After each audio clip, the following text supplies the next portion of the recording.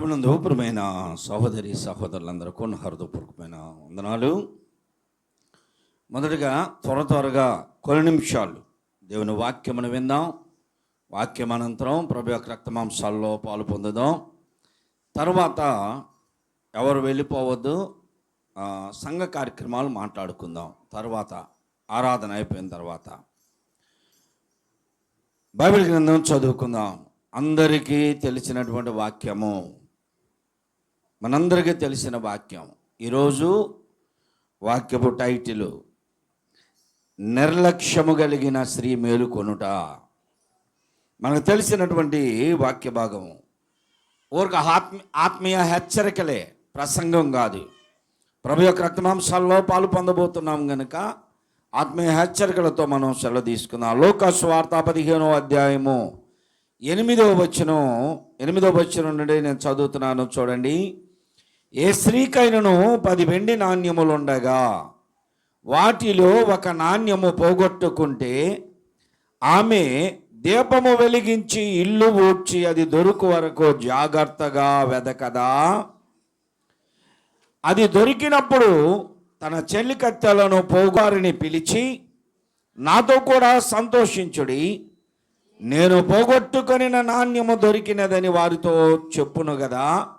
అటువలే మారు మనస్సు పొందు ఒక పాపి విషయమై దేవుని దూతల ఎదుట సంతోషము కలుగునని మీతో చెప్పుచున్నాను నేను. ప్రభునందు ప్రియ సహోదరి సహోదరులారా, చదవమన్నటువంటి వాక్యము మనం మాత్రమే కాదు, కానీ లూకా సువార్తలో 15వ అధ్యాయంలో యేసు ప్రభువారి లోకములో జీవించిన కాలంలో చెప్పబడినటువంటి 3 ఉపమానాలు ప్రపంచములో ఎక్కువగా చదివినటువంటి స్టోరీ ఏదైనా ఉంది అంటే ఈ 15వ అధ్యాయమే. చిన్నపిల్లలకు కూడా సండే స్కూల్లో కథలుగా చెప్తారు, సంఘాల్లో పెద్దవారి మధ్య ప్రసంగాలుగా చేస్తారు. ప్రపంచంలో ఎక్కువగా చదివి విని నేర్చుకున్నటువంటి ఒక గొప్ప కథ పాఠం ఏదైనా ఉంది అంటే యేసు ప్రభువారు చెప్పినటువంటి లూకా సువార్త 15వ అధ్యాయంలోనిది. తర్వాత కొన్ని ఉన్నాయి మరలా, అవి కూడా ఎక్కువగా చదివినటువంటి వారు. ఇది యేసు ప్రభువారు చెప్పినటువంటి ఆ 3 ఉపమానాలు 15వ అధ్యాయంలో. మొదటి ఉపమానంలో ప్రభు అన్నాడు, తప్పిపోయిన గొర్రె అన్నాడు. దారి తప్పిన గొర్రె అది. 3వ ఉపమానంలో యేసు ప్రభు చెప్పినటువంటి ఉపమానములో తప్పిపోయిన కుమారుడు అంటారు, కానీ ఎదిరించిన కుమారుడు. ఇప్పుడు ఆ రెండిటికి మధ్యలో యేసు ప్రభు వారు చెప్పినటువంటి ఉపమానమే ఇక్కడ ఏమన్నాడంటే పోగొట్టుకొనిన నాణ్యము అన్నాడు. కారణం ఏమిటి అంటే ఆ పైన ఉన్నటువంటి గొర్రెకి ప్రాణముంది, నడవడానికి నడకుంది, వినడానికి చెవులున్నాయి, చూస్తానికి చూపు ఉంది. క్రిందున్నటువంటి కుమారునికి జ్ఞానముంది, మాట్లాడే నోరుంది, వినే చెవులున్నాయి, చూసే చూపు ఉంది, వివేచించగలిగిన జ్ఞానం ఉంది. కాబట్టి ఆ పైన ఉన్నటువంటి మోగ జీవమైన గొర్రెకు కూడా ప్రాణం ఉంది. క్రింద ఉన్నటువంటి కుమారుడు వివేకముతో కూడిన జ్ఞానం ఉంది. వారిద్దరూ కూడా మార్గం తప్పినవారు. కాబట్టి ఇప్పుడు చెప్పబడినటువంటి ఉపమానములో నాణ్యము అన్నాడు. నాణ్యము అంటే వెండి నాణ్యము, రోకలు. ఇది ఎక్కడ వేస్తే అక్కడే ఉంటుంది. జేబులో వేసుకుంటే జేబులో ఉంటుంది, నువ్వు డబ్బాలో వేస్తే డబ్బాలో ఉంటుంది, పెట్టెలో వేస్తే పెట్టెలో ఉంటుంది, బల్ల మీద పెడితే బల్ల మీద ఉంటుంది. ఒకవేళ నువ్వు బజారు షాపులోకి వెళ్ళిస్తే ఆ షాపులోనే ఉంటుంది. కాళ్ళు లేవు, మాట్లాడడానికి నోరు లేదు, చూస్తానికి చూపు లేదు, వివేచన జ్ఞానము లేదు. కాయనిది ఒక వస్తువు, ఇది తప్పిపోదు, నడిచిపోదు, మాట్లాడదు. నీవు ఎలా నడిపిస్తే, ఎలా పట్టుకుంటే, అది నీ చేతిలో పట్టుకుంటే గుప్పిట్లో ఇమిడిపోద్ది, జేబులు వేసుకుంటే కనపడకుండా ఉంటుంది, ఇంట్లో ఉంటే తెలియకుండా ఉంటుంది. ఒక వస్తువు, కాయినది. కాబట్టి ఇది నాన్న యేసు ప్రభు వారు చెప్పినటువంటి ఉపమానములో, ఈ ఉపమానమును గురించి మన ఆధ్యాత్మిక జీవితములో మనము ఎలా ఆత్మీయంగా ఉండాలి, ఈ ఉపమానము మన జీవితంలో దేనికి ఉపయోగకరంగా ఉంది, ఎలా పోల్చుకోవచ్చు ఈ ఉపమానాన్ని. ప్రభువారు చెప్పినటువంటి ఈ ఉపమానము రెండు విధాలుగా మనం పోల్చుకోవచ్చు. యేసు ప్రభు చెప్పినటువంటి ఈ ఉపమానం ఒక వ్యక్తిని చూపించాడు. అంటే ఒక స్త్రీ, ఆ స్త్రీ దగ్గర ఉన్నటువంటి వెండి నాణ్యములు 10. ఇప్పుడు ఈ స్త్రీని మొదటగా మనమే పోల్చుకోవచ్చు. వ్యక్తిగతంగా స్త్రీ వలె మనమున్నాము అని పోల్చుకోవచ్చు. ఆ స్త్రీ దగ్గర ఉన్నటువంటి వెండి విమోచనకు గుర్తు 10 నాణ్యములు అనేవి 10 తలాంతులుగా పోల్చుకోవచ్చు. మరొక విధంగా దాన్ని మనము చూస్తే, స్త్రీ అంటే సంఘమునకు పోల్చబడింది. సంఘములో 10 మందిని చూపిస్తూ ఉన్నది. 25వ అధ్యాయంలో మత్తయి సువార్తలో పెళ్లి కుమారుని ఎదుర్కోవడానికి బయలుదేరిన కన్యకలు 10 మంది. ఇప్పుడు ఇక్కడ ఈ స్త్రీ దగ్గర నాణ్యములు 10 ఉన్నాయి. సంఘము 10 మంది వ్యక్తులను కలిగి ఉన్నది. 10 తలాంతులు కలిగినటువంటి వ్యక్తులు, 10 మంది విమోచింపబడిన వ్యక్తులు ఆ సంఘములో ఉన్నారు. ఇది 2 భావాలుగా మనము తెలుసుకోవచ్చు. మొదటిగా వ్యక్తిగతంగా ఈ స్త్రీని మనము పోల్చుకొని మాట్లాడుకుందాం. ఆ స్త్రీ దగ్గర వెండి ఉన్నది. వెండి ఆ రోజుల్లో రోకల కింద, అంటే డబ్బుల కింద వెండిని వాడారు. బైబిల్ గ్రంథంలో మనం చదువుతాం, ఒక రాజు రాళ్ళంత విస్తారముగా వెండిని వాడాడు అని మనం చదువుతాం. ఏ రాజు అయినా? సొలొమోను రాజు. సొలొమోను రాజు కాలంలో వెండి విలువ లేకుండా అయిపోయిందంటే అంత విస్తారంగా ఉందంట ఆ రాజ్యంలో. రాళ్లతో సమానంగా వాడారు. అంటే ఇసిరేసుకొని గోళీలు ఆడుకునే రాళ్ళని కాదు, తూకానికి వాడే రాళ్ళ కూడా వెండితో చేయబడిన రాయే. ఈ వెండి విమోచనకు గురుతో బైబిల్ గ్రంథంలో, లేవియా కాండములో ఎవరైనా విమోచించబడాలి అంటే వెండినిచ్చి విమోచించాలి, విడుదల కలిగించాలి. ఎవరినైనా అమ్మితే వెల చెల్లించి మరలా రిటర్న్ తీసుకోవచ్చు. గాడిదను ఒప్పుకున్నా దాని మెడ విరిచి దాని వెలను తీసుకొచ్చి మందిరంలో వేయాలి, వెండితో కొనాలి. బానిసను కొనేటప్పుడు వెండితో కొనాలి, బానిసను అమ్మేటప్పుడు వెండికే అమ్మాలి. వేరే ఏ వస్తువు కూడా విలువ లేదు. బానిసను అమ్మాలన్నా కొనాలన్నా వెండితో మాత్రమే. అందుకని యేసు ప్రభు వారిని అప్పగించడానికి కూడా ఇస్కరియోతు యోధా వెండి నాణ్యములను తీసుకున్నాడు. కారణం ఏమిటి అంటే అతడు బానిసలా వారు బిహేవ్ చేశారు, బానిసలా చూశారు, రక్షకుడిగా చూడలేదు ఆయన్ని. అందువల్ల వెండి విమోచనకు గుర్తుగా ఉన్నది. ప్రభునందు ప్రియమైన సహోదరి సహోదరులరా, అందరూ వినండి, దేవుని స్తోత్రం చెప్పండి. నేను మాట్లాడేటప్పుడు మీ చూపు అంతా నా మీదే ఉండాలి, మీ చెవులన్నీ నా వాక్యం మీదే ఉండాలి. అటు ఇటు చూడొద్దు.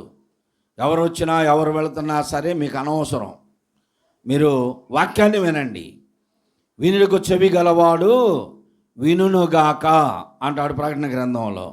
అంటే చెవులు లేని వాళ్ళు ఎవరైనా ఉన్నారా? ఇంతకుముందు ఒక అబ్బాయి ఉండేవాడు, ఆపరేషన్ అయ్యి చెవు అంతా మూసేసేట్టు కట్టేసి ఉంటుంది. ఒకవేళ అతనికి వినపడకపోవచ్చు.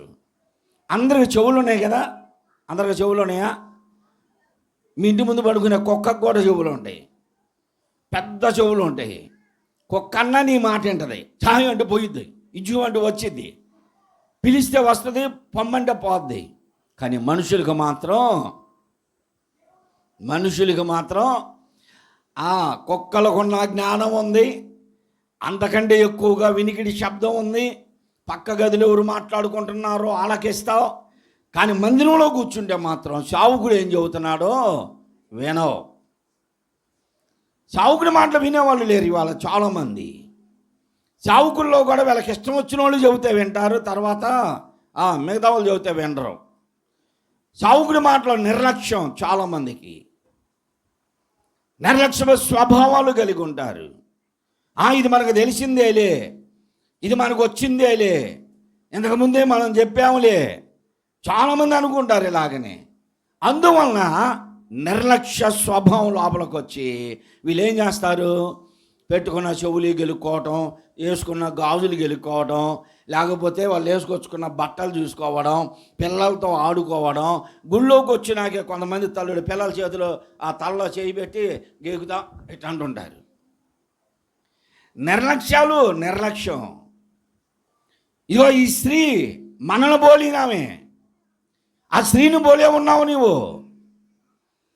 చెవులుండి వినకమున్నారు అంటున్నాడు యెషయా గ్రంథంలో. దేవుడే చెబుతున్నాడు, వారు నా ప్రజలైనట్లుగా నీ ఎదుట వచ్చి కూర్చుంటున్నారు, కానీ వారి హృదయం నాకు చాలా దూరంగా ఉందంట. ఎంత దూరంగా ఉందో ఆ దేవుడికే తెలుసు, నాకైతే తెలియదు. మీ హృదయాలు నాకు తెలియదు. కొంతమంది నాకు వెళ్ళి చూస్తున్నట్టే ఉంటారు, రురిని చూస్తున్నట్టే ఉంటారు, కానీ ఆలోచనలు ఎక్కడికో వెళ్ళిపోతాయి. ఇది కూడా తప్పే. దేవుని సన్నిధానంలో మనం ఉన్నాము. ఈ స్త్రీకి మనం పోల్చుకుంటే ఈమె దగ్గర 10 వెండి నాణ్యాలు ఉన్నాయి. రొక్కలుగా మార్చుకోవడానికి, కుటుంబ అవసరాలు తీర్చుకోవడానికి ఈమె దగ్గర 10 వెండి నాణ్యాలు ఉన్నాయి. ఆ వెండి నాణ్యము ఒకటి పోయింది అని తెలుసుకుందామే. పోయిందని తెలుసుకుంది. అందరూ వినండి. మనం కూడా మన జీవితాల్లో మన దగ్గర ఉన్నటువంటి 10 నాణ్యాలు 10 తలాంతులకి గుర్తు. అందులో అసలు మనం గుర్తించాల్సింది ఏంటంటే, ఒక నాణ్యం పోయింది అనేది గుర్తించుకోవాలి. చాలామంది ఎన్నో వరాలు కలిగి ఉంటారు, ఆత్మీయ వరాలు. అందులో అన్నీ ఉన్నాయిలే నా దగ్గర అనుకుంటారు. నాకేం కొదువు లేదు, నాకేం భయం లేదు, నాకు అన్నీ ఉన్నాయి అనుకుంటాం. ఏమేమి ఉన్నాయి నీ దగ్గర అంటే, ప్రార్థనా వరం, పరిశుద్ధాత్మ శక్తి, వాక్యానుభవం, ప్రార్థించే అనుభవం, ఇంకా ప్రేమించే అనుభవం, తోటి వారికి సహాయం చేసే అనుభవం, తోటి వారిని దేవుని దగ్గరికి నడిపించే అనుభవం, సంఘములో కొరత లేదో గుర్తించే అనుభవం, సంఘమును ఐక్యపరిచే అనుభవం. ఇన్ని ఉన్నాయి. ఇందులో నీకెన్ని ఉన్నాయి? ఇందులో నాకు నేను పరీక్షించుకుంటున్నా. చెప్పబడినటువంటి 10 కృపావరములు, దేవుడిచ్చినటువంటి తలాంతుల్లో నేనేం కలిగి ఉన్నానో నాకు తెలుసు, నీవేం కలిగి ఉన్నావో నీకు తెలుసు. కలిగి ఉన్న వాటిలో ఏమేమి జారగొట్టుకున్నావు, పోగొట్టుకున్నావో నీకు తెలుసు. కానీ గుర్తించలేని స్థితిలో ఉన్నావు. సాంసోను పాదల గ్రంథంలో, 5 పదుల గ్రంథంలో మనం చూస్తే, సాంసోను అనేటువంటి న్యాయాధిపతి యెహోవా తనను ఎడబాసనని గుర్తించని వాడిగా ఉన్నాడు. కళ్ళు పోగొట్టుకున్నాడు. దాగోను దేవత గుడిలో బంధించబడి ఉన్నాడు. నేను బాగానే ఉన్నానులే అనుకున్నాడు. సాంసోను, ఇగో ఫిలిష్తీయులు వచ్చారనేసరికి ఇంతకు ముందు ఉన్నట్టే ఉన్నానులే, ఆ బలమే ఉందలే నాకు అనుకున్నాడు. ఒకసారి లేచి వెర్రవీగాడు, కానీ లేదు. అప్పుడు తెలుసుకున్నాడు, నా బలము నన్ను విడచిపోయేను. అప్పుడు తెలుసుకున్నాడు ఆయన, నా బలం విడిచిపోయిందయ్యా. ఏమిటి నీ బలము? కొంతమందికి కండ బలం, కొంతమందికి కొల బలం, కొంతమందికి ధన బలం, కొంతమందికి ఎన్నెన్నో రకాల బలాలు ఉంటాయి. ఈ బలం ఏది మనకు అక్కరకు రాదు. వస్తారా? పేటలో ఏదైనా నీ మీద ఒక చిన్న నింద వచ్చింది, నీ మీద నలుగురు ఏకమైతే పక్కన వాళ్ళు వస్తారా? రారు. ఎందుకు? వాడికి అంతే జరగాల, అంతే జరగాలి, వాడికి అంతే జరగాలని ఇంకా పనులు నోడతారు. మేము చెబితే వినలా, లేకపోతే మేము మా దగ్గర లేదు అని. ఈ విధంగా నలుగురు ఏకమై నీ మీదకి వస్తే నిన్ను ఆదరించేవారు ఒక్కరు కూడా ఉండరు. కొలబలం అనుకోబాకు. నాకు కొలబలం ఉందండి, మొత్తం మా ఇంటి పేరుటోళ్ళేనండి, మా బావులు, మా మరుదులు, మా వదినలేనండి, మా వారేనండి అనుకుంటావు. కొన్ని సందర్భాల్లో ఎవ్వరు అక్కడికి రారు. నీ కొలబలం నీకు అక్కడికి రాదు. నీ ధనబలం, డబ్బులు ఎంతైనా ఖర్చు పెడతాను అనుకుంటావు, కానీ కొన్ని సందర్భాల్లో డబ్బులు కూడా దేనికి పనికిరావు. నువ్వు కలిగి ఉన్నదేది నువ్వు పోగొట్టుకున్నావు. దేవుడు నీకు ఇచ్చినటువంటి కృపావరములు ఏమిటి అసలు గుర్తించావా? నాకేం లేదన్నా, రక్షించబడి బాప్తిస్మం 10 సంవత్సరాలు, కానీ మరి ఎందుకు నువ్వు బతకడం? లోకంలో బతుకు, దేవునిలో బ్రతకడం వేరు. ప్రభు ఏమన్నాడు? ఉంటావా? చల్లగుండు, లోకంలో పో. లేకపోతే దేవునిలో ఉండు, వెచ్చగా ఉండు, పరిశుద్ధాత్మ వెట్టగలిగి బ్రతుకు, ప్రార్థనానుభవాలు కలిగి బ్రతుకు, ఉద్యోగం కలిగి బ్రతుకు, ఆత్మీయత కలిగి బ్రతుకు, పాడుట యందు, ప్రార్థించుడు యందు, సాక్ష్యమును చెప్పుడు యందు, సంఘమును ఏకపరుచుడు యందు నువ్వు జీవిస్తావా? దేవునిలో ఆత్మీయంగా బ్రతుకు. అంతేగాని అటు అటు అది ఇటు ఇది అనుకుంటే దేవుడు అన్నాడు, నా నోట నుండి నిన్ను ఉమ్మి వేస్తానన్నాడు.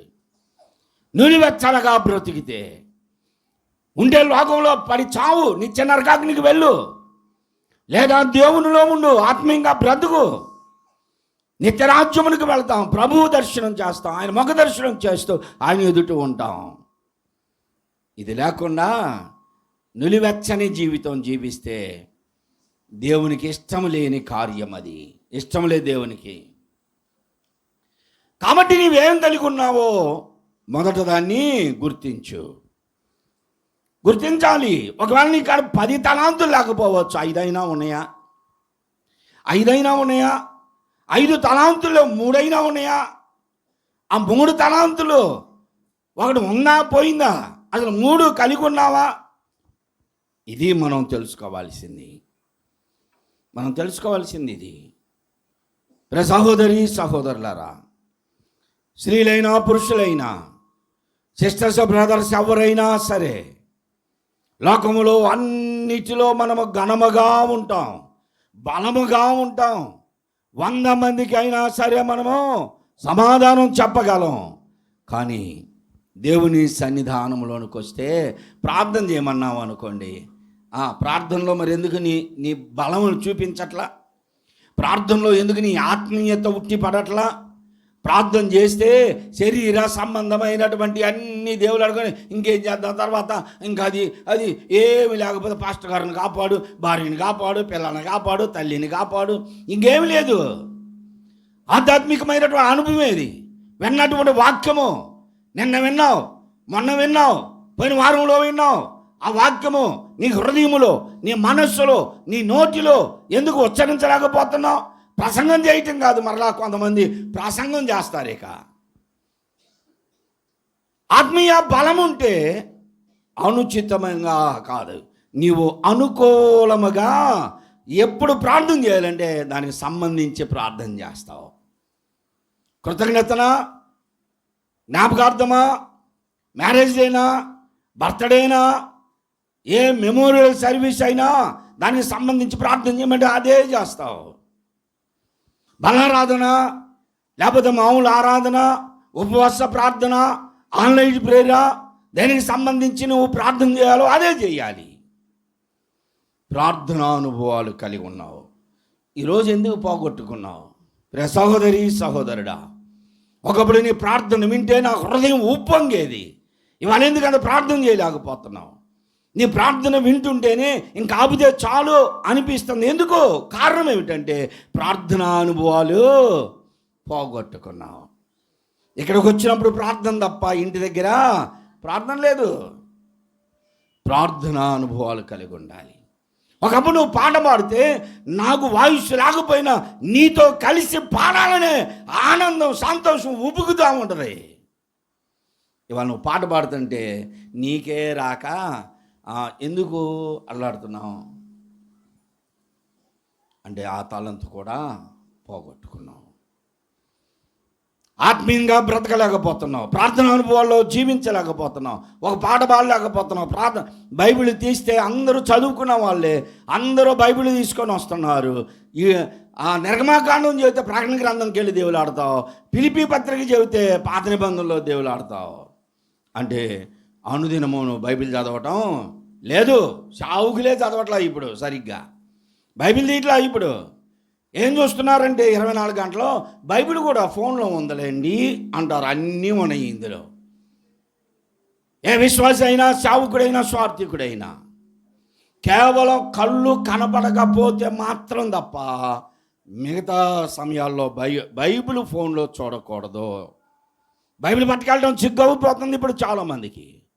సావుకులు కూడా బైబిల్ పట్టుకొని రావట్లా, ఫోన్ తీసుకొచ్చి ఫోన్ పెట్టుకొని చూస్తున్నారు. బైబిల్ మనకు పరిశుద్ధత నేర్పించింది. పరిశుద్ధ గ్రంథాన్ని పట్టుకొని వెళ్ళాలి. ఎంతమంది చదువు వచ్చినా బైబిల్ చదవండి అంటే ఎవరో చదువుతారులే, వాళ్ళే చదువుతారులే అని ఉంటున్నారు. నీకున్న తలాంతుని నీవు పోగొట్టుకుంటున్నావు. దేవుడు నీకు చదివిచ్చాడు, బైబిల్ ఇచ్చాడు, జీవితం ఇచ్చాడు, సజీవంగా ఉంచాడు, నీ నాసికారంధ్రములో ఊపిరి ఉంచాడు. ఇంకా నీవు దేవుణ్ణి అత్యధికముగా ఆరాధించాలి. దేవునికి స్తోత్రం. ఎందుకు నీ ఆత్మీయ జీవితాన్ని పోగొట్టుకుంటున్నావు? పాడలేకపోతున్నావు, ప్రార్థన చేయలేకపోతున్నావు, సాక్ష్యాన్ని నిలబెట్టుకోలేకపోతున్నావు. నీకున్నటువంటి 10 వరాల్లో వరాల్లో ఏది పోయిందో ఒకసారి జ్ఞాపకం చేసుకోండి. ఇప్పుడు మీరు ఒక్కొక్కరిని అడిగామనుకో, నేనేం పోగొట్టుకోలేదన్నా, నాకు పాట ఇచ్చి చూడు, ఇప్పుడు నేను ఎంత బాగా పడతానో అంటావు. పాడే వరం ఉంది. బైబిల్ చెప్పు, నేను చదువుతా ఇప్పుడు అంటే మంచిది, చదివే వరం కూడా ఉంది. ప్రార్థన ఇప్పుడు వీళ్ళందరికంటే నేనే బాగా చేస్తాను, ప్రార్థనా వరం కూడా ఉంది, మంచిది. ఆత్మీయంగా నీవు తోటి వారిని సహించగలిగే గుణం ఉందా? ఎవరు మన ఎడల ద్రోహం చేశారు, ఎవరు మన ఎడల కీడు చేశారు? ఇస్కరియోతు యోధా కంటే ఎక్కువ చేశారా మనకి? గురువుని నమ్మినటువంటి శిష్యుడే గురువుని అమ్మేశాడు 30 వెండి నాణ్యాలకి. అంత కీడు చేశారా మనకు ఎవరైనా? ఎందుకు నువ్వు ద్వేషిస్తున్నావు? యేసు ప్రభు ఏం చెప్పాడు? నిన్ను మళ్ళీ పొరుగు వాడిని ప్రేమించమన్నాడు. ఆ ప్రేమలో కాదు, మనము శత్రువును కూడా ప్రేమించడం అంటే వారిని క్షమించే గుణము పోగొట్టుకున్నావు. సహోదరి సహోదరులరా, ఇందాకేం చెప్పి అందరు నా వైపు చూడాలన్నానా? ఎందుకు బైబిల్ చదువుతున్నారు? బైబిల్ చూడబాకండి, వినండి వాక్యం. మీరు చూస్తా వింటే నా మాట మీ చెవుల్లోకి వెళ్ళిద్ది, చెవుల్లో నుంచి హృదయంలోకి చేరిద్ది. ఆలోచన చేయి. ఎందుకు నువ్వు ఎవరినో నువ్వు ద్వేషిస్తున్నావు సంఘములో? అందరూ వినండి, దేవుని స్తోత్రం చెప్పండి. గ్రామం గురించి చెప్పట్లా నేను, గ్రామంతో నాకు పని లేదు. విశ్వాసులు, గ్రామంలో ఉన్న విశ్వాసులు, నీవు నీ తోటి వారిని ప్రేమిస్తున్నావా? దేవుడు నీకు ఇచ్చినటువంటి 10 మందిని సంఘం అనే స్త్రీ కన్యకగా సంఘములో ఉన్నటువంటి 10 మందిని నువ్వు ప్రేమించగలుగుతున్నావా? వారేదో నీ పట్ల కొంత ద్రోహం చేసి ఉండొచ్చు, అపకారం చేసి ఉండొచ్చు. నువ్వెందుకు ప్రేమించలేకపోతున్నావు అంటే ప్రేమించే గుణం, ఒక నాణ్యం పోయింది నీ దగ్గర, పోగొట్టుకున్నావు. ఎప్పుడో చిన్నప్పుడు వేమన్న గారు ఒక పద్యం చెప్తే అది రాక తన్నిసుకున్నా స్కూల్లో. అపకారికి నొపకారికి అపకారము చేయువారని. అంటే ఉపకారులకు కూడా అపకారం చేసే తలంపు కలిగిన వాళ్ళు చాలామంది ఉంటారు. నీ పట్ల ఉండొచ్చు, నువ్వెన్నో మేలులు చేశావు, నీ ద్వారా మేలులు అనుభవించిన వారే ఈరోజు నీ పట్ల కీడు చేస్తున్నారు. అయినా క్షమించు వారిని. నా చుట్టూ ఉన్నటువంటి వారు, నా గ్రామంలో ఉన్నవారు, నా సంఘాల్లో ఉన్నవారు, నన్ను వెంబడిస్తున్నటువంటి వారు, నా వారు అనుకుంటున్నటువంటి వారు కూడా నన్ను ఎంతగా కించపరుస్తారో మీకు తెలియదు. నా ముందు బాగానే ఉంటారు, నటిస్తారు నన్ను ప్రేమించినంతగా. పాస్టర్ గారు అయ్యగారు అంటారు. అబ్బో ఈ అయ్యగారు పాస్టర్ గారు అనేవాళ్ళు అసలు ఎంత దూషిస్తారో తెలుసా. అయినా సరే నేను ఎవరిని కూడా నా మనసులో అలా నన్ను ద్వేషిస్తున్నారు అనేది నా తలంపుల్లో పెట్టుకొని ఎప్పటికి కూడా నేను ఎలా ప్రేమిస్తానో ఆయన అలానే ప్రేమిస్తా. నిన్ను ఎలా నేను అభిమానించాను పక్కన వారు కూడా అలాగనే అభిమానిస్తా. ద్వేషభావము నా హృదయములో ఎప్పటివరకు లేదు, తరువాత కూడా రాదు. కారణం ఏమిటంటే నన్ను పిలిచిన వాడు నమ్మదగిన వాడు. దేవునికి స్తోత్రం. ఆయన నేర్పించిన విధానములో నడుస్తున్నా నేను. ఎంతోమంది ద్వేషిస్తారు, ఎంతోమంది హాని చేస్తారు, ఎంతోమంది నా మీద వారు పట్టరాని విషయాలు పళ్ళుగొరుగుతూ ఉంటారు. అయినా సరే వారిని కూడా ప్రేమిస్తా. ఇస్కరియోతు యూదాని యేసుప్రభు ఎలా ప్రేమించాడు? మా గెత్సేమనే తోటలో కళ్ళు మూస్తున్నారా? గెత్సేమనే తోటలో యేసుప్రభు ఏమన్నాడు? ఇస్కరియోతు యూదాని, నా కుమారుడా, స్నేహితుడా, యూదా, నేను మొక్కని విడిచిపెట్టా కదరా నీకు. యేసు ప్రభుకు తెలుసు యోధా రాత్రి తనను అప్పగిస్తాడని తెలిసి, యోధా బయలుదేరుతున్నాడని తెలిసి కూడా ఏమన్నాడో తెలుసా? నా బిడ్డ ఇట్రా, కుమారుడా, నన్ను అప్పగించడానికి వెళుతున్నావా? అరే తెల్లవారు నువ్వు ఆకలితో అల్లాడిపోతావు, ఈ రొట్టె తినేళ్ళయ్యా అని రొట్టెను ముంచి ఇచ్చాడు చేతికి. అబ్బా ఎంత ప్రేమ కలిగినాడండి దేవుడు. పట్టిస్తాడని తెలుసు, తెలిసిన వాడికి ఆకలి చూసి ఆహారమును పెట్టి పంపించాడు. ఈ రొట్టె ముక్క తీసుకొని వెళ్ళని. ఇది దేవుని ప్రేమ. దేవుని ప్రేమ ఇది. సంఘములో ఉన్న 10 తలాంతులు వెండి నాణ్యములు ఆమె ఒక్కటి మాత్రమే పోగొట్టుకుంది. ఇది నేను వ్యక్తిగతంగా నీలో ఉన్నటువంటి ఏ తలాంతును పోగొట్టుకున్నావు? సహించే తలాంతు ఇచ్చాడు దేవుడు. ఉందా నీ కాడ? సహిస్తున్నావా? ఎందుకు సహించాలంటే ఎవడు సొమ్ము తింటున్నావు మేము, ఎందుకు ఓర్చుకోవాలి అంటారు. అక్కడే పోయింది నీ సహింపు అంతా. నీ సహింపు పోయింది. ఎదురు దూషిస్తున్నావు, అక్కడే పోయింది నీ ఓర్పు. ఆత్మీయత అనేకులు మనలో ఎవరిని చూడాలి? మనలో ఎవరిని చూడాలండి? సేమ్ నువ్వు ఎట్నే ఉండేవాడు అండి. చాలామంది పిల్లలు అట్నే ఉంటారు తెలుసా. సేమ్ వాళ్ళ నాన్న చూసినట్టుందండి అంటారు. మరి మనలో ప్రభు కనపడుతున్నాడా?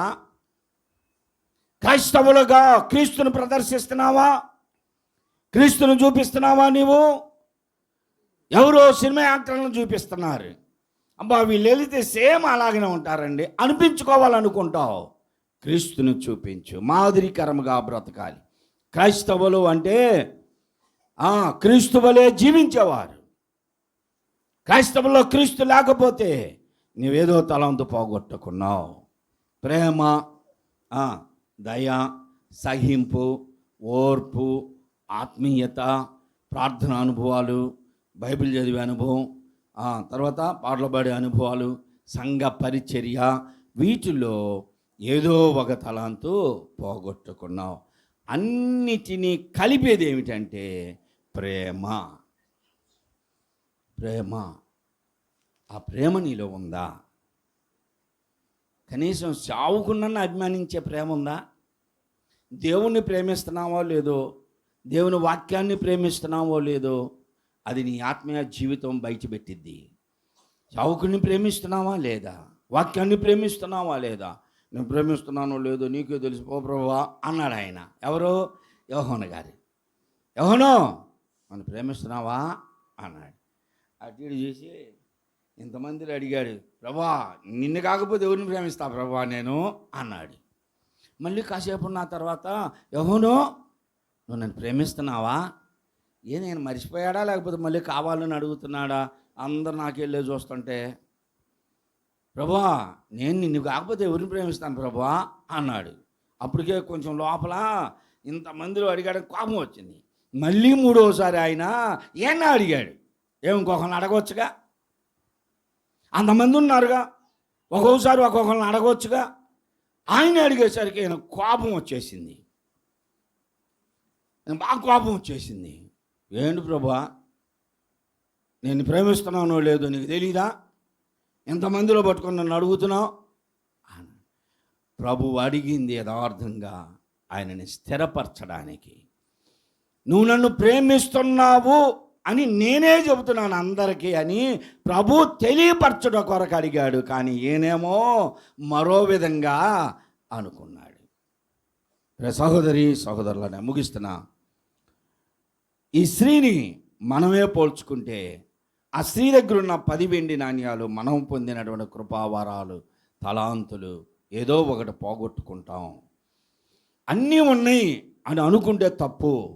ఏదో పోయింది, కాకపోతే ఏం పోగొట్టుకున్నామో మనకు తెలియదు. ఏం పోగొట్టుకున్నామో మనకు తెలీదు. నువ్వు ఎక్కడ పడిపోయావో నీకు తెలుసు. ఏ కృపావరం పోగొట్టుకున్నావో నీకు తెలుసు. దేవుడిచ్చిన తలాంతుని ఏది పోగొట్టుకున్నావో నీకు తెలుసు. దాని కొరకు ప్రయాసపడు. ఈ స్త్రీ ఆమె దగ్గర ఉన్నటువంటి ఆ 10 వెండి నాణ్యాలు తీసింది దేనికో. తీస్తే ఒకటి మిస్ అయిపోయింది, గాబరాబడిపోయింది. అయ్యో అసలు ఆయన మంచోడు కాదు, వచ్చాడంటే మాత్రం ఈ సాబ్ అయిపోద్ది. ఇందాకనే వెళ్ళేటప్పుడు 1000 ఇచ్చి వెళ్ళాడు, 900 ఉన్నాయి, 100 పోయింది. ఇప్పుడు ఏం చేయాలి? నేను ఎక్కడికి వెళ్ళానో గుర్తుపెట్టుకుంది.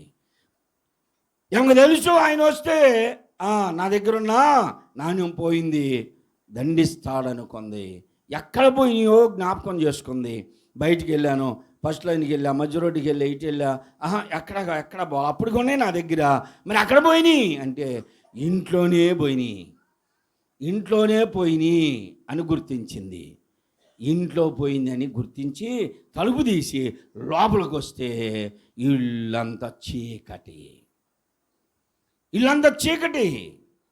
సహోదరి సహోదరుడా, దేవుడి నీకు ఇచ్చినటువంటి తలాంతుల్ని నువ్వు ఎక్కడ పోగొట్టుకున్నావో తెలుసా? నీ జీవితంలో, నీ సంఘములో, నీ ఇంటిలో నువ్వు పోగొట్టుకున్నావు ఒక తలాంతుని. అది దేవుని ఆడటం కోసం ఎక్కడ పోయింది అంటే ఇంట్లోనే అనుకొని ఇంట్లోకి వచ్చి తలుపు తీస్తే ఇల్లంతా ఎట్లుందమ్మా? ఇంట్లో తలుపు తీయగానే ఇల్లంతా చీకటి. ఆ చీకటిలో తను పోగొట్టుకున్న నాణ్యము దొరకదు. చీకటని గుర్తించింది. నీ జీవితంలో అంధకారమయమైందని గుర్తించు. వెలుగు లేదు నీ జీవితంలో.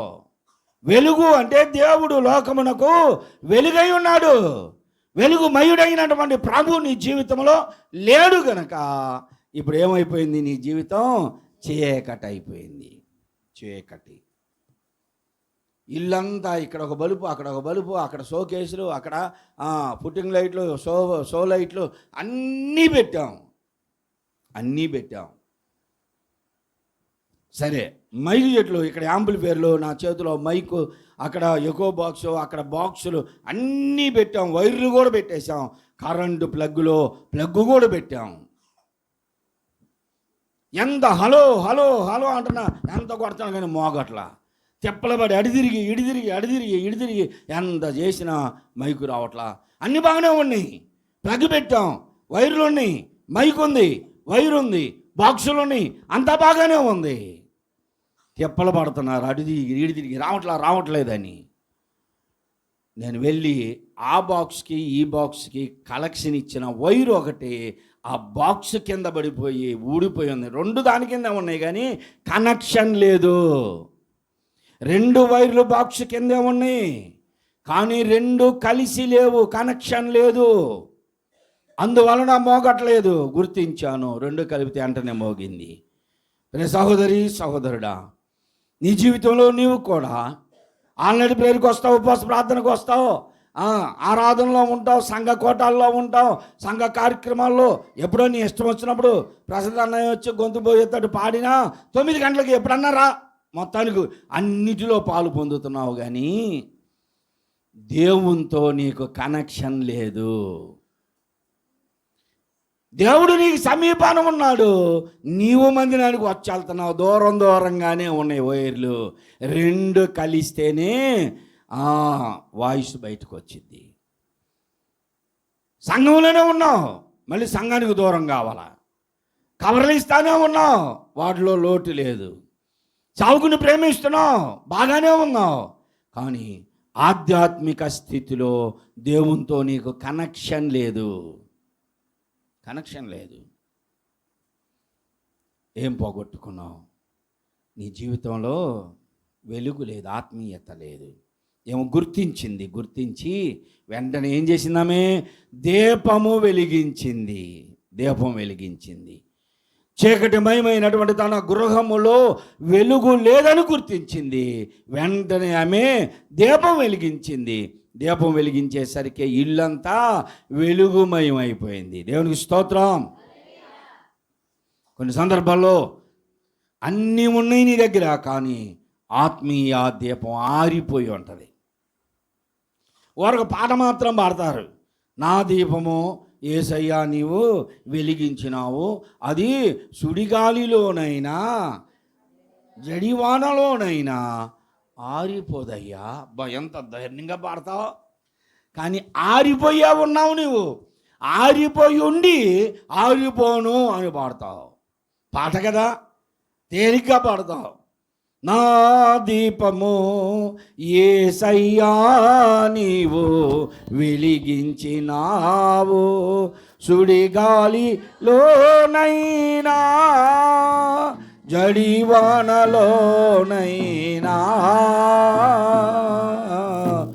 ఆరిపోదులే నీవు వెలిగించిన దీపము.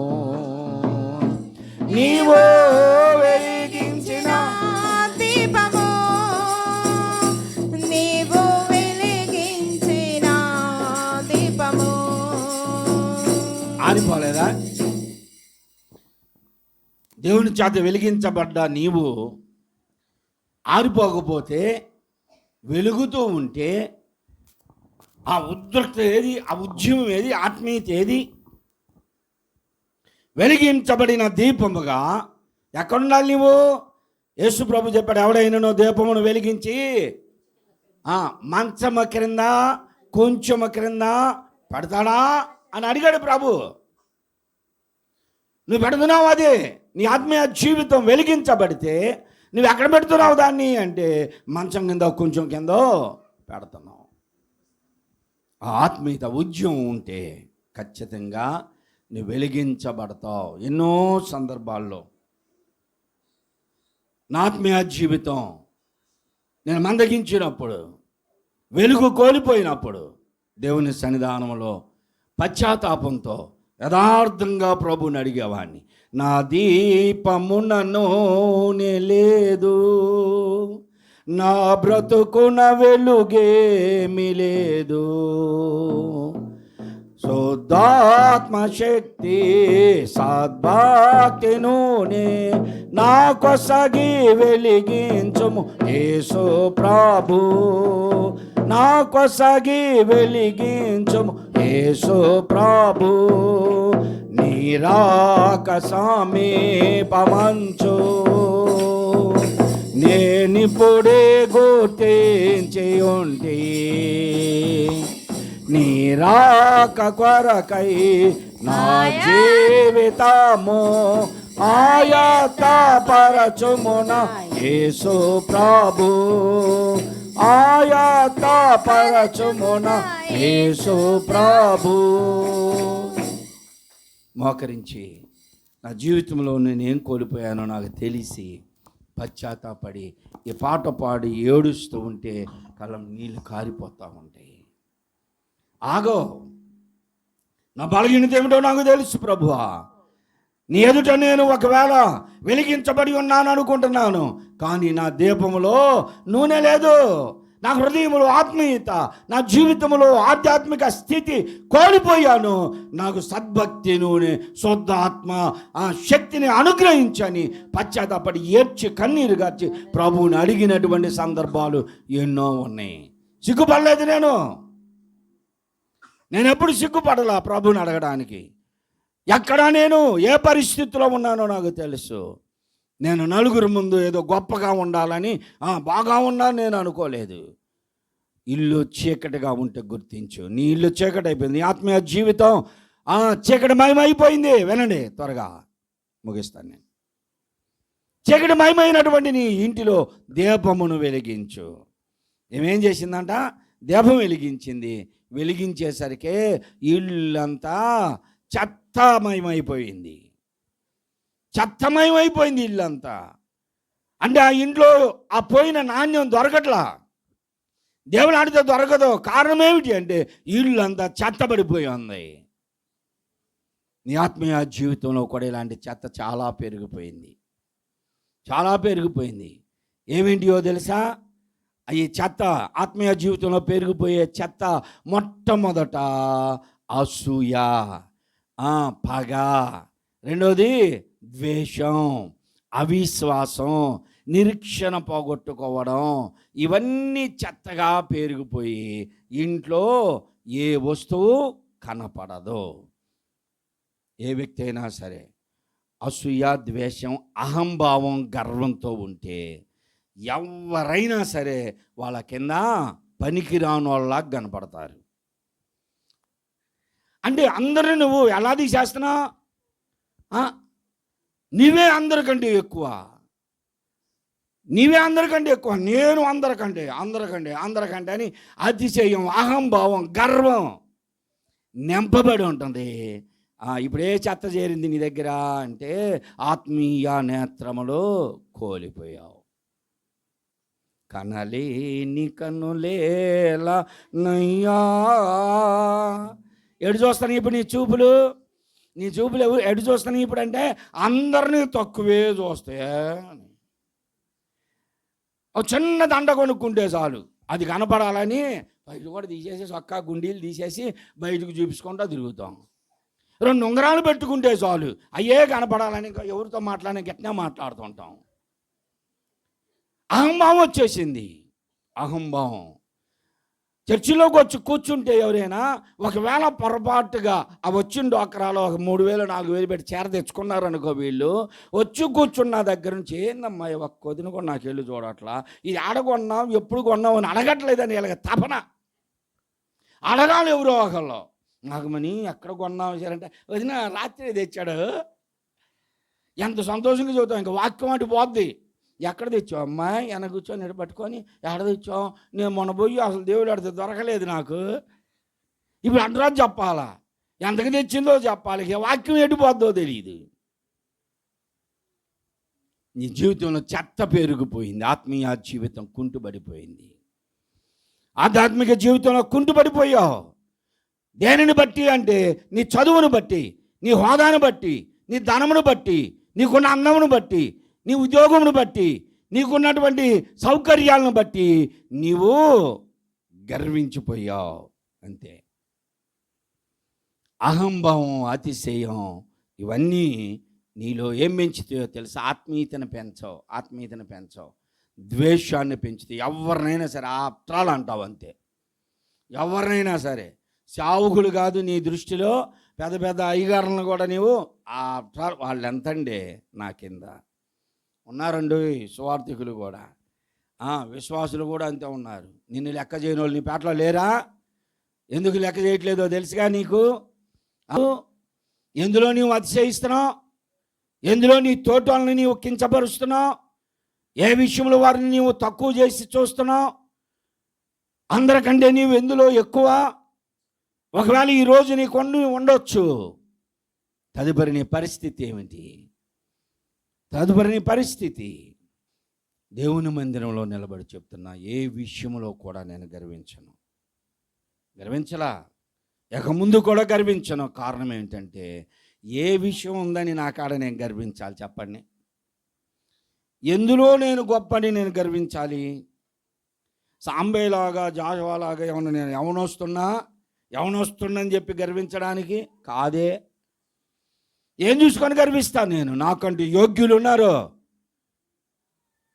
అందుకనే నేను ఏ విషయంలో కూడా ఎవరో నన్ను సరిచేయాల్సిన పని లేదు. వాక్యముతో అనుదినము నేను సరిచేయబడుతుంటా. దేవునికి స్తోత్రం. వాక్యము రెండంచులు కలిగిన ఖడ్గము, అది వినువారిని చెప్పువారిని కూడా ఛేదిస్తూ ఉంటుంది, సరిచేస్తూ ఉంటుంది. వాక్యము బలమైంది. ఆమె డోర్లు దిగానే ఇల్లంతా చీకటి మయమైంది అనుకుంది. దీపం వెలిగించింది, ఇల్లు అంతా చెత్తతో నింపబడింది. ఇప్పుడు ఏం చేసింది ఆమె? ఏం చేసింది? ఊడిసింది. ఎలా ఊడిసింది? ఇప్పుడు మీకు పెద్ద పెద్ద చీపుర్లు వచ్చినాయి, ఎట్లా అనుకుంటూ వెళ్ళిపోతున్నారు. మీ ఇంట్లో బాగా చూసిన కాసేపు ఎట్లా అంటాం. షాకిర్ లేదు శరీరానికి, షాకిర్ లేదు కదా. అప్పట్లో ఆ చిన్న చీపురు తీసుకొని అంత పెద్ద వాకిలి వీళ్ళు మొత్తం ఊడ్చుకుంటా వచ్చి ఎత్తిపోసేవాళ్ళు. ఇప్పుడు ఏం లేదుగా, చిన్నది ఎట్లా అనుకుంటా పోవటమే. నీ ఆత్మీయ జీవితంలో కూడా నువ్వేమనుకుంటున్నావు అంటే ఏదో పైన ఊరకట్ట ఉడితే చాలులే. ఆ ప్రార్థన ఇచ్చిన రోజు, ప్రభువా నాలో ఏమైనా తప్పులుంటే, అబ్బో అసలు ఇలా ఏమి లేవన్నట్టు ప్రజలకు కనపడాలని, ఏమైనా నాలో తప్పులు ఉంటే అది నీకు తెలిస్తే దాన్ని బాగు చేయి. సమర్థించుకుంటున్నారు చాలామంది. సమర్థించుకోకూడదు. మనలో బలహీనతలు మనకు తెలుసు. ప్రభువా నా కంటి చూపు మంచిది కాదయ్యా. మంచిదేనా నీ కంటి చూపు? మంచిదేనా? ఎన్ని చూడరాని దృశ్యాలు చూస్తున్నావు? నీ నోరు మంచిదేనా? వందనాలు అన్నా, వందనాలు బేదార్ అని ఇక్కడ అంటావు. అవతలకపోతే నీ నోరు ఎన్ని మాట్లాడుతున్నావు తెలుసా నీకు? నోరు మంచిది కాదు, చూపు మంచిది కాదు, మన మనస్సు మంచిది కాదు, తలంపులు మంచివి కాదు. భార్య ఏం ఆలోచిస్తుందో భర్తకు తెలియదు, భర్త ఏం ఆలోచిస్తున్నాడో భార్యకి తెలియదు, తల్లిదండ్రుల హృదయంలో ఏముందో పిల్లలకు తెలియదు, పిల్లలు హృదయాల్లో ఏముందో తల్లిదండ్రులకు తెలియదు.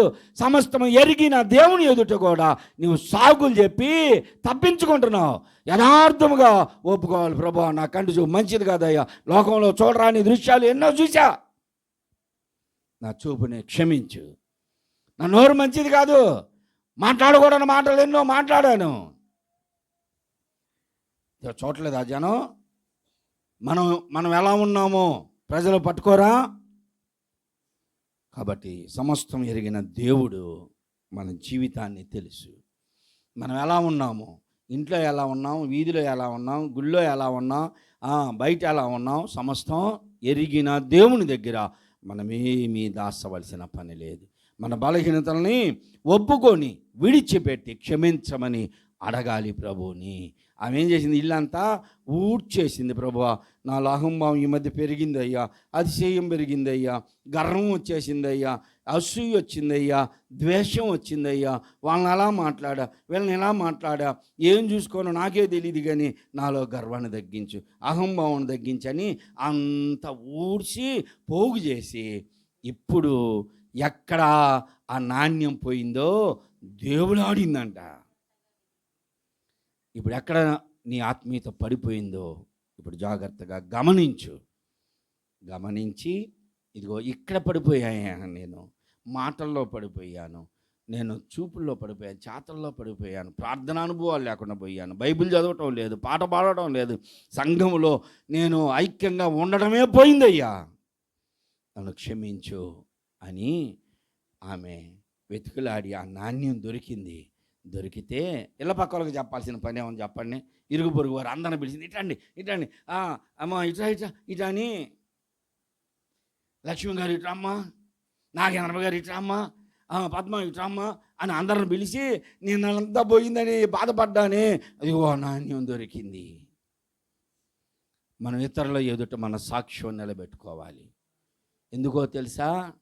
ఇతరులు మనల్ని చూసి అనుకుంటా ఉంటారు, ఇదివరకు అమ్మాయి బలి ఆత్మీయంగా ఉండేది, ప్రార్థనకు పోతూ ఉండేది, ఇప్పుడు లేదు అయిపోయింది అనుకుంటున్నారే. వాళ్ళ ముందే ఇప్పుడు నీ ఆత్మీయ జీవితాన్ని నిలబెట్టుకో. దేవునికి స్తోత్రం. నీ ఆధ్యాత్మిక జీవితం మరలా వారు ఇదివరకు ఏమోలేగనమ్మా, ఇప్పుడు బాగున్నావురా బాబు, నువ్వు ఆత్మీయంగా ఎదుగుతున్నావురా నువ్వు అని మెచ్చుకోవాలి గనక, ఇదిగో నేను పోగొట్టుకున్న నాణ్యం, నేను ఎక్కడ బలహీనరాలను అయ్యానో అది మీకు తెలుసు, ఇప్పుడు అందులో నేను పశ్చాత్తాపడ్డాను, ఒక తీర్మానం తీసుకున్నాను అని దేవుని ఎదుట మనము సాక్ష్యాన్ని నిలబెట్టుకోవాలి. ప్రజలందరికీ మనం దేవుని బిడ్డలమని తెలియాలి. ఇప్పుడు ఆ సంఘం, ఆ కన్యక సంఘమే, సంఘంలో మనం ఎవరిని కూడా పోగొట్టుకోకూడదు. ఏ నాణ్యం పోకూడదు. ఒక్కొక్కళ్ళు ఒక విలువైన నాణ్యం. ఏ నాణ్యం పోకూడదు. ఈ నాణ్యాలు మొత్తం నాకు తెలుసు. ఏ నాణ్యం ఎంత విలువైందో తెలుసు. ఏ నాణ్యం ఎంత ఆత్మీయంగా ఉంటుందో తెలుసు. ఏ ఒక్క నాణ్యం పోయినా వేదన ఎవరికో తెలుసా? సేవకుడికి. కాబట్టి ఒక్క నాణ్యం కూడా పోగొట్టుకోకూడదు అన్న ఉద్దేశంతోనే మిమ్మల్ని అందరినీ ఐక్యంగా ఉండాలని, ఆత్మీయంగా ఉండాలని, దేవుని కోసం ప్రయాసపడాలని, మన సంఘము కడబోరం రోగినప్పుడు ఎత్తబడే సంఘముగా, క్రీస్తుకు పెండ్లి కుమారుడికి మనమందరం వధువు సంఘముగా ఎదురయ్యే వారంగా ఉండాలని నా తాపత్రయం. అలాగుందాం. దేవుని కొరకు మన జీవితాల్ని స్థిరపరుచుకుందాం, ఆధ్యాత్మికంగా ఎదుగుదాం. దేవుడి మాటలు దీవించునుగాక. ఆమేన్. అందరూ మోకరించండి, కళ్ళు మూసుకొని ప్రార్థన చేస్తాను. ప్రభు యొక్క రక్తమాంసాల్లోనికి వెళదాం. అందరూ మోకరించి కళ్ళు మూసుకొని. యేసు స్వామి నీకు నేను నా సమస్త మీతోను నీ సన్నిధిలో వసించి ఆశతో సేవింతును. నా సమస్తము నా సమస్తము నాసు రక్షక నీకేతోనా సమస్తము నాసు రక్షక నీకేతోనా సమస్త. పరలోకమందున్న మా తండ్రి, నీ నామము పరిశుద్ధపరచబడునుగాక, నీ రాజ్యము వచ్చునుగాక, నీ చిత్తము పరలోకమందు నెరవేరుచున్నట్లు భూమి అందును నెరవేరునుగాక. మా అందరికీ